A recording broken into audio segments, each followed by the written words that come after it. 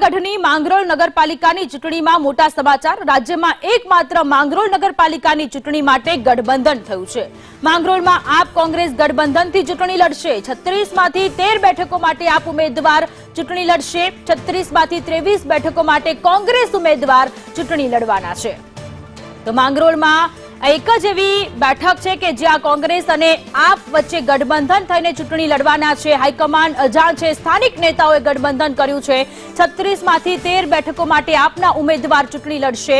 કોંગ્રેસ અને આપનું ગઠબંધન માંગરોળ બેઠકને લઈને આ ખૂબ જ મોટા સમાચાર। સ્થાનિક સ્વરાજ્યની ચૂંટણીની જાહેરાતો અને ત્યાર પછી જે સ્થાનિક કક્ષાના જે નેતાઓ છે એ લોકોએ કોંગ્રેસ અને આપ વચ્ચેનું ગઠબંધન થઈને માંગરોળમાં ચૂંટણી લડવા માટેની જે જાહેરાત કરી છે, પરંતુ આ જે જાહેરાત છે જેનાથી પ્રદેશ નેતાઓ અત્યારે કોઈ જ જાણકારી નથી ધરાવતા તે પ્રકારની વાત કરી છે। મનીષ દોશીએ કહ્યું છે કે સ્થાનિક લેવલે આ ગઠબંધન કર્યું હશે, સ્થાનિક કક્ષાએ લાગે તો કરી શકે છે, પરંતુ હાઈકમાન્ડ સુધી હાઈકમાન્ડથી કોઈ નિર્ણય લેવામાં નથી આવ્યું। પરંતુ માંગરોળમાં સ્થાનિક કોંગ્રેસના અને આમ આદમી પાર્ટીના નેતાઓએ ભેગા મળી અને ચૂંટણી લડવા માટેની જે સત્તાવાર જાહેરાત છે તે કરી દીધેલી છે। 36 માંથી 23 બેઠકો માટે કોંગ્રેસ ઉમેદવાર ચૂંટણી લડશે। તો આપણી સાથે આપના પ્રમુખ ઈશુદાન ગઢવી આપણી સાથે ફોન લાઈન પર જોડાયેલા છે। ઈશુદાનભાઈ, સ્વાગત છે આપનું સંદેશ ન્યૂઝમાં। સૌથી પહેલો સવાલ કે જે પ્રદેશ કક્ષાના નેતાઓ છે એ લોકો આ વાતથી અજાણ છે, પરંતુ માંગરોળમાં શું કોંગ્રેસ અને આપની ગઠબંધનથી સાથે ચૂંટણી લડવાના છે સ્થાનિક સ્વરાજમાં?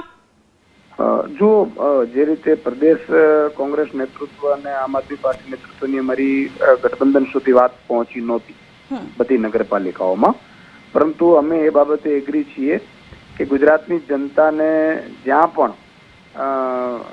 બચાવી શકાય ભાજપના કુશાસનથી, એમાં જે પણ સ્થાનિક લેવલે નિર્ણયો કરવામાં આવશે એને આમ આદમી પાર્ટીનું પ્રદેશ નેતૃત્વ સ્વીકારશે। એટલે માંગરોળમાં પણ એ જ રીતે કોંગ્રેસના અને આમ આદમી પાર્ટીનું સ્થાનિક નેતૃત્વ છે એ ઇન્ટરનલ પોતે સમજૂતી કરી છે અને સમજૂતી કરવાથી બંને પાર્ટીને ફાયદો થાય એવો છે અને ગુજરાતની જનતાને ભાજપના કુશાસનમાંથી મુક્તિ અપાવી શકાય એવી સ્થિતિ છે। એટલે આમ આદમી પાર્ટીએ પણ એનો સ્વીકાર કર્યો છે અને જે પણ સ્થાનિક લેવલે જેટલી પણ નગરપાલિકાઓમાંથી આવી પ્રપોઝલ આવશે એને આમ આદમી પાર્ટી સ્વીકારશે। ઈશુદાનભાઈ, અન્ય કોઈ જગ્યાએ ગઠબંધનની સાથે ચૂંટણી લડવો તેવી કોઈ વાત સામે, તેવી કોઈ આગળની રણનીતિ છે માંગરોળ સિવાય? ઘણી બીજી નગરપાલિકાઓમાંથી પણ પ્રપોઝલ આવી રહી છે અને સ્થાનિક અમારી જે નેતૃત્વ છે જિલ્લાનો અને પ્રભારીઓનો અને કોંગ્રેસનો જિલ્લાનો પ્રભારીઓનો નેતૃત્વ છે એ લોકો જે પણ નક્કી કરે છે એ પ્રદેશ લેવલે અમે અત્યારે સ્વીકારી રહ્યા છીએ।